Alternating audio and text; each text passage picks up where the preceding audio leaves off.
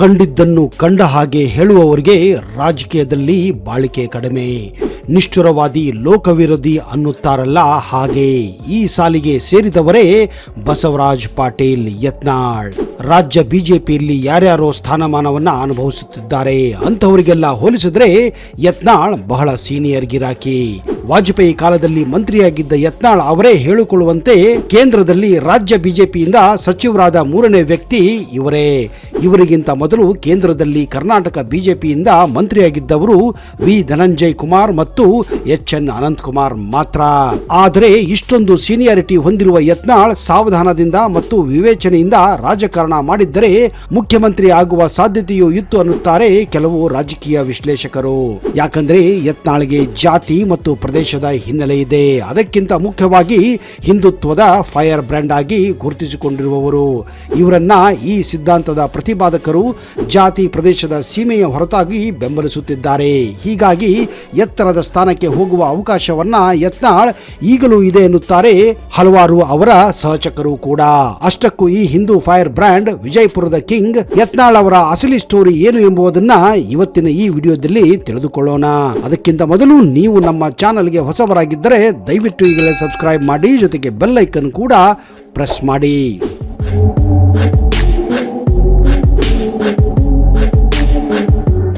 ನಮಸ್ಕಾರ ಸ್ನೇಹಿತರೆ, ನಿಮಗೆಲ್ಲ ಆತ್ಮೀಯ ಹಾಗೂ ಅದ್ದೂರಿ ಸ್ವಾಗತ.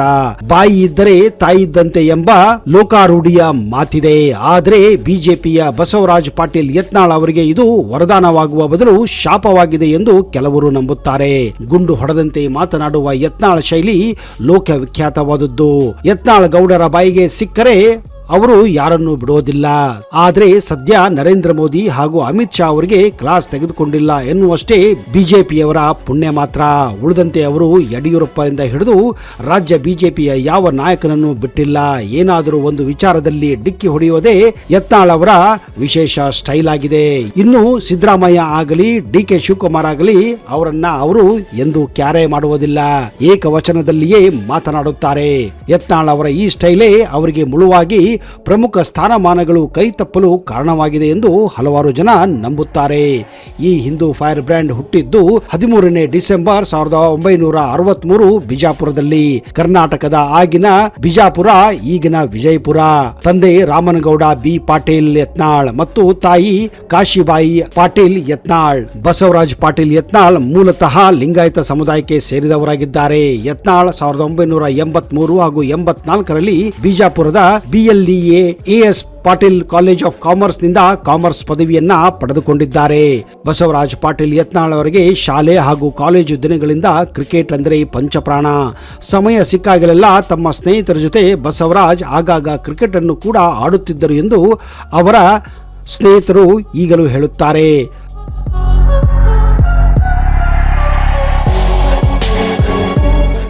ಹಾಗೂ ಯಾವಾಗಲೂ ಟಿವಿಯಲ್ಲಿ ಮ್ಯಾಚ್ಗಳಿದ್ದರೆ ತಪ್ಪದೇ ಅವರು ಮನೆಗಳಿಗೆ ಹೋಗಿ ಕ್ರಿಕೆಟ್ ಅನ್ನ ನೋಡಿ ಎಂಜಾಯ್ ಮಾಡುತ್ತಿದ್ದರು. ಬಸವರಾಜ್ ಅವರಿಗೆ ಬೌಲಿಂಗ್ ನಲ್ಲಿ ಕಪಿಲ್ ದೇವ್ ಅಂದರೆ ಪಂಚಪ್ರಾಣ. ಹಾಗೆಯೇ ಬ್ಯಾಟಿಂಗ್ ನಲ್ಲಿ ಶ್ರೀಕಾಂತ್ ಅಂದರೆ ತುಂಬಾನೇ ಖುಷಿಯಂತೆ. ಯಾಕಂದ್ರೆ ಪಾಟೀಲರಿಗೆ ತಮ್ಮ ಶತ್ರುಗಳನ್ನ ತಮ್ಮ ಮುಂದೆ ಬಂದರೆ ಚಚ್ಚಬೇಕು ಎನ್ನುವ ಹಂಬಲ ಯಾವಾಗಲೂ ಇರುತ್ತದೆ. ಇದೇ ಕಾರಣ ಶ್ರೀಕಾಂತ್ ಅವರ ಬ್ಯಾಟಿಂಗ್ ಕೂಡ ತಮ್ಮ ಎದುರಾಳಿ ಬೌಲರ್ಗಳನ್ನ ಧೂಳೆಬ್ಬಿಸುತ್ತಿದ್ದರು. ಇದೇ ಕಾರಣ ಶ್ರೀಕಾಂತ್ ಅವರು ಅವರ ಮೆಚ್ಚಿನ ಬ್ಯಾಟ್ಸ್ಮನ್ ಆಗಿದ್ದರು. ಬಸವರಾಜ್ ಕಾಲೇಜು ದಿನಗಳಲ್ಲಿ ಆಗಾಗ ಕನ್ನಡ ಹಾಗೂ ಹಿಂದಿ ಸಿನಿಮಾ ಹುಚ್ಚು ಕೂಡ ಇತ್ತು. ಅದರಲ್ಲೂ ಅಂಬರೀಶ್, ರಾಜ್ಕುಮಾರ್, ವಿಷ್ಣುವರ್ಧನ್ ಸಿನಿಮಾ ಅಂದ್ರೆ ಅವರಿಗೆ ತುಂಬಾನೇ ಇಷ್ಟ.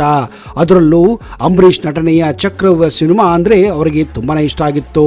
ಅವರು ಈ ಚಿತ್ರವನ್ನ ಕನಿಷ್ಠ ಪಕ್ಷ 5 ಬಾರಿ ನೋಡಿದ್ದಾರೆ ಎಂದು ಅವರು ಸ್ನೇಹಿತರು ಹೇಳುತ್ತಾರೆ. ಈ ಸಿನಿಮಾದಲ್ಲಿ ಪೊಲೀಸರು ಹಾಗೂ ರಾಜಕೀಯ ವ್ಯಕ್ತಿಗಳ ನಡುವೆ ಇದ್ದ ಘರ್ಷಣೆಯ ಕಥಾವಸ್ತುವಾಗಿತ್ತು. ಪಾಟೀಲರಿಗೆ ಶಾಲಾ ಕಾಲೇಜು ದಿನಗಳಿಂದ ರಾಜಕೀಯ, ಪೊಲೀಸು ಅಂದ್ರೆ ಹೆಚ್ಚಿನ ಒಲವಿತ್ತೆಂದು ಈ ಮೂಲಕ ಗೊತ್ತಾಗುತ್ತದೆ. ಬಸವರಾಜ್ ಪಾಟೀಲ್ ಎತ್ತರ ಹಾಗೂ ದಷ್ಟಪುಷ್ಟ ಶರೀರವನ್ನು ಹೊಂದಿರುವ ವ್ಯಕ್ತಿತ್ವ.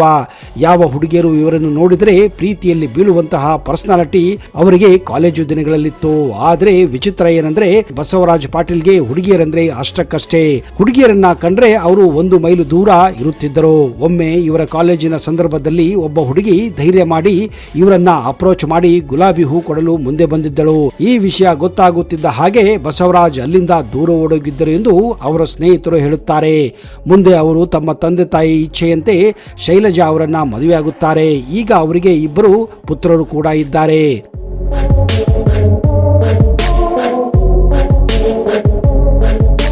ಬಸವರಾಜ್ ಅವರು ಮೊದಲಿನಿಂದಲೂ ಒಬ್ಬ ದೇಶಭಕ್ತ.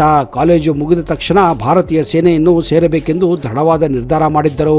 ಆದರೆ ತಂದೆ ತಾಯಿಗಳ ಒತ್ತಾಯದ ಮೇರೆಗೆ ತಮ್ಮ ಆಸೆಯನ್ನ ಅವರು ಕೈಬಿಡುತ್ತಾರೆ. ಹೀಗಾಗಿ ದೇಶಕ್ಕಾಗಿ ಸೈನ್ಯದಲ್ಲಿ ದುಡಿಯೋಕೆ ಆಗಲಿಲ್ಲ ಅಂದರೆ ಏನು, ರಾಜಕೀಯ ಮೂಲಕ ದೇಶದ ಸೇವೆ ಮಾಡುತ್ತೇನೆ ಎಂದು ಬಸವರಾಜ್ ಪಾಟೀಲ್ ಬಿಜೆಪಿ ಪಕ್ಷವನ್ನ ಸೇರುತ್ತಾರೆ. ಒಬ್ಬ ಸಾಮಾನ್ಯ ಕಾರ್ಯಕರ್ತನಾಗಿ ಬಿಜೆಪಿ ಸೇರಿದ ಯತ್ನಾಳ್ 1990ರಲ್ಲಿ ಬಿಜಾಪುರ ಜಿಲ್ಲೆಯ ಬಿಜೆಪಿ ಅಧ್ಯಕ್ಷರಾಗಿ ಆಯ್ಕೆಗೊಳ್ಳುತ್ತಾರೆ.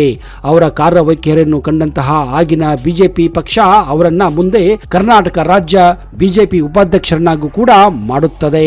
ದಿನದಿಂದ ದಿನಕ್ಕೆ ಬಿಜಾಪುರದಲ್ಲಿ ಜನಪ್ರಿಯ ಪಡೆದಂತಹ ಬಸವರಾಜ್ ಪಾಟೀಲ್ ಯತ್ನಾಳ್ 1990ರಲ್ಲಿ ಬಿಜಾಪುರ ಪಟ್ಟಣದಿಂದ ಬಿಜೆಪಿ ಟಿಕೆಟ್ ಮೂಲಕ ಇಲೆಕ್ಷನ್ ಅನ್ನ ಕಾಂಟೆಸ್ಟ್ ಮಾಡುತ್ತಾರೆ. ಹಾಗೂ ಪಾಟೀಲ್ ಮೊದಲ ಇಲೆಕ್ಷನ್ ನಲ್ಲಿ ತಮ್ಮ ಪ್ರತಿಸ್ಪರ್ಧಿ ಉಸ್ತಾದ್ ಮೆಹಬೂಬ್ ಪಟೇಲರನ್ನ ಸುಮಾರು 17,000 ಮತಗಳ ಭಾರಿ ಅಂತರದಿಂದ ಸೋಲಿಸಿ ಮೊಟ್ಟ ಮೊದಲ ಬಾರಿಗೆ ಬಿಜಾಪುರ ಪಟ್ಟಣದ ಎಂಎಲ್ಎ ಕೂಡ ಆಗುತ್ತಾರೆ. ಯತ್ನಾಳ್ ಅವರ ರಾಜಕೀಯ ಜೀವನ ಬರೀ ಎಂಎಲ್ಎಗೆ ಸೀಮಿತವಾಗಿರಲಿಲ್ಲ. ಅವರು ಲೋಕಸಭೆಗೆ ಕಾಂಟೆಸ್ಟ್ ಮಾಡಬೇಕೆಂದು ನಿರ್ಧಾರ ಮಾಡುತ್ತಾರೆ. ಅದು 1996. ಎಲ್ಲೆಡೆ ಬಾಬ್ರಿ ಮಸೀದಿ ಹಾಗೂ ಅಯೋಧ್ಯೆಯ ರಾಮ ಮಂದಿರ ಸುದ್ದಿಯಲ್ಲಿತ್ತು.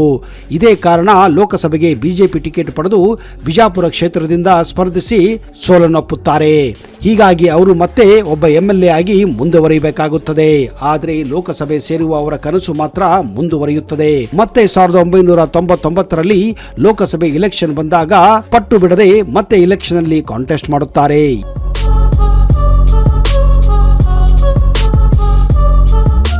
ಈ ಬಾರಿ ಒಳ್ಳೆಯ ಓಟು ಗಳಿಸಿ ಮೊದಲ ಬಾರಿಗೆ ಎಂಪಿ ಕೂಡ ಆಗುತ್ತಾರೆ. ಅಷ್ಟೇ ಅಲ್ಲದೆ ಬಿಜಾಪುರ ಸಲುವಾಗಿ ಲೋಕಸಭೆಯಲ್ಲಿ ಹಲವಾರು ಭಾಷಣಗಳನ್ನು ಕೂಡ ಮಾಡುತ್ತಾರೆ. ಇವರ ಈ ಫೈರ್ ಬ್ರ್ಯಾಂಡ್ ಇಮೇಜ್ ಅನ್ನು ನೋಡಿದಂತಹ ಅಂದಿನ ಭಾರತದ ಪ್ರಧಾನಮಂತ್ರಿ ಅಟಲ್ ಬಿಹಾರಿ ವಾಜಪೇಯಿ ಅವರು ತುಂಬಾನೇ ಇಂಪ್ರೆಸ್ ಕೂಡ ಆಗುತ್ತಾರೆ. ಇದೇ ಕಾರಣ ಅವರನ್ನ ಮೊಟ್ಟ ಮೊದಲ ಬಾರಿಗೆ ರೈಲ್ವೆ ರಾಜ್ಯ ಮಂತ್ರಿಯಾಗಿ ನಿಯೋಜಿಸುತ್ತಾರೆ. ಮತ್ತೆ ಅವರು 2004ರಲ್ಲಿ ಭಾರತೀಯ ಸಾರ್ವತ್ರಿಕ ಚುನಾವಣೆಯಲ್ಲಿ ಲೋಕಸಭೆಗೆ ಮರು ಆಯ್ಕೆಯಾಗುತ್ತಾರೆ. ಆದರೆ 2009ರ ಭಾರತೀಯ ಸಾರ್ವತ್ರಿಕ ಚುನಾವಣೆಯಲ್ಲಿ ಭಾರತೀಯ ಜನತಾ ಪಕ್ಷದ ಪರವಾಗಿ ಸ್ಪರ್ಧಿಸಲು ಉಮೇದುವಾರಿಕೆಯನ್ನ ನಿರಾಕರಿಸುತ್ತಾರೆ. ಏಕೆಂದರೆ ವಿಜಯಪುರ ಕ್ಷೇತ್ರವು ಡಿಲಿಮಿಟೇಷನ್ ನಂತರ ಇದು ಎಸ್ಸಿ ಮೀಸಲಾಗಿತ್ತು. 2010ರಲ್ಲಿ ಬಿಜೆಪಿ ರಾಜಕೀಯ ಪಕ್ಷದಲ್ಲಿ ಒಳಜಗಳ ಉದ್ಭವಿಸಿ 2010ರಲ್ಲಿ ಅವರು ಜನತಾ ದಳ ಜಾತ್ಯತೀತವನ್ನ ಸೇರುತ್ತಾರೆ. 2013ರ ಕರ್ನಾಟಕ ವಿಧಾನಸಭಾ ಚುನಾವಣೆಯಲ್ಲಿ ಅವರು ಜನತಾ ದಳ ಜಾತ್ಯತೀತ ಅಭ್ಯರ್ಥಿಯಾಗಿ ಸ್ಪರ್ಧಿಸುತ್ತಾರೆ. ಆದರೆ ಅವರು ಬಿಜಾಪುರ ಕ್ಷೇತ್ರದಿಂದ ಚುನಾವಣೆಯಲ್ಲಿ ಸೋಲುತ್ತಾರೆ. ಅದೇ ವರ್ಷ ಜನತಾ ದಳ ಎಸ್ ನಿಂದ ರಾಜ್ಯಾಧ್ಯಕ್ಷ ಹುದ್ದೆಯನ್ನು ನಿರಾಕರಿಸಿದ ನಂತರ ಅವರು ಮತ್ತೆ ಭಾರತೀಯ ಜನತಾ ಪಕ್ಷಕ್ಕೆ ಮರು ಸೇರ್ಪಡೆಯಾಗುತ್ತಾರೆ. ಮುಂದೆ ಅವರು ರಾಜಕೀಯ ಜೀವನದಲ್ಲಿ ಹಲವಾರು ಏರುಪೇರುಗಳನ್ನು ಕೂಡ ಕಾಣುತ್ತಾರೆ. ಇದಕ್ಕೆ ಕಾರಣ ಅವರು ಯಡಿಯೂರಪ್ಪನವರ ಜೊತೆ ಹೊಂದಾಣಿಕೆಯ ರಾಜಕೀಯ ಮಾಡಲಿಲ್ಲ. ಇದೇ ಕಾರಣ ಅವರು ಬಿಜೆಪಿ ಪಕ್ಷದಿಂದ ಕೂಡ ಉಚ್ಚಾಟಿಸಲ್ಪಡುತ್ತಾರೆ. ತಮ್ಮವರ ವಿರುದ್ಧ ತಿರುಗಿ ಬೀಳುವುದು ಯತ್ನಾಳ್ ಅವರಿಗೆ ಏನು ಹೊಸದೇನಲ್ಲ. ಈ ಹಿಂದೆ ಅನಂತಕುಮಾರ್ ಅವರಿದ್ದ ಕಾಲದಿಂದಲೂ ಯಡಿಯೂರಪ್ಪ ವಿರುದ್ಧ ವಾಗ್ದಾಳಿ ನಡೆಸುತ್ತಿದ್ದರು.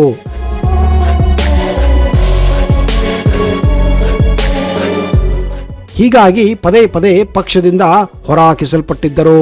ನಂತರ ಜೆಡಿಎಸ್ಗೆ ಹೋಗಿ ರಾಜಕೀಯವಾಗಿ ಹಿನ್ನಡೆ ಅನುಭವಿಸಿದ ಬಸವರಾಜ್ ಪಾಟೀಲ್ ಯತ್ನಾಳ್ ಅವರಿಗೆ ಮರು ಜನ್ಮ ನೀಡಿದ್ದು ಸ್ಥಳೀಯ ಸಂಸ್ಥೆಗಳಿಂದ ವಿಧಾನ ಪರಿಷತ್ತಿಗೆ ನಡೆದ ಚುನಾವಣೆ. ಬಿಎಸ್ವೈ ಅವರ ಹೆಸರು ಹೇಳಿಕೊಂಡೇ ಸ್ವತಂತ್ರವಾಗಿ ಈ ಚುನಾವಣೆಗೆ ಸ್ಪರ್ಧಿಸಿದ್ದ ಯತ್ನಾಳ್ ಗೆಲುವು ದಾಖಲಿಸಿದ್ದರು. ಬಿಎಸ್ವೈ ಕೂಡ ಹಳೆಯದನ್ನ ಮರೆತು ಯತ್ನಾಳ್ ಗೆಲುವಿಗೆ ಕೈ ಜೋಡಿಸಿದ್ದರು. ಮತ್ತೆ 2018ರಲ್ಲಿ ಬಿಜೆಪಿ ಪಕ್ಷವನ್ನ ಸೇರಿಕೊಳ್ಳುತ್ತಾರೆ. ಅಂದಿನಿಂದ ಇಲ್ಲಿಯವರೆಗೆ ಬಿಜೆಪಿಯ ಫೈರ್ ಬ್ರ್ಯಾಂಡ್ ಆಗಿ ಬಸವರಾಜ್ ಪಾಟೀಲ್ ಯತ್ನಾಳ್ ಕರೆಯಲ್ಪಟ್ಟಿದ್ದಾರೆ.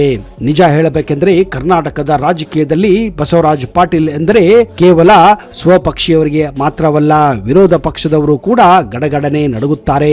ವಿಧಾನಸಭೆಯಲ್ಲಿ ಅವರ ಅಬ್ಬರದ ಭಾಷಣಗಳನ್ನು ಕೇಳಿದರೆ ಮೈ ಮನವೆಲ್ಲ ರೋಮಾಂಚನಗೊಳ್ಳುತ್ತದೆ. ಅಂತಹ ಒಬ್ಬ ದೇಶಭಕ್ತ ಈ ಬಸವರಾಜ್ ಪಾಟೀಲ್ ಯತ್ನಾಳ್. ನಿಜಕ್ಕೂ ನೀವು ಬಸವರಾಜ್ ಪಾಟೀಲ್ ಯತ್ನಾಳ್ ಅವರ ಅಭಿಮಾನಿಯಾಗಿದ್ದರೆ ಈ ವಿಡಿಯೋನ ಈಗಲೇ ಲೈಕ್ ಮಾಡಿ ಹಾಗೂ ನಿಮ್ಮೆಲ್ಲ ಸ್ನೇಹಿತರ ಜೊತೆ ಈ ವಿಡಿಯೋನ ಶೇರ್ ಮಾಡಿ. ಅವರ ಬಗ್ಗೆ ಇನ್ನಷ್ಟು ಮಾಹಿತಿಯನ್ನ ಬರುವ ದಿನಗಳಲ್ಲಿ ಮತ್ತಷ್ಟು ಕೊಡುತ್ತೇನೆ. ಅಲ್ಲಿಯವರೆಗೆ ಜೈ ಹಿಂದ್, ಜೈ ಕರ್ನಾಟಕ. ನಿಮಗೆಲ್ಲ ಶುಭವಾಗಲಿ.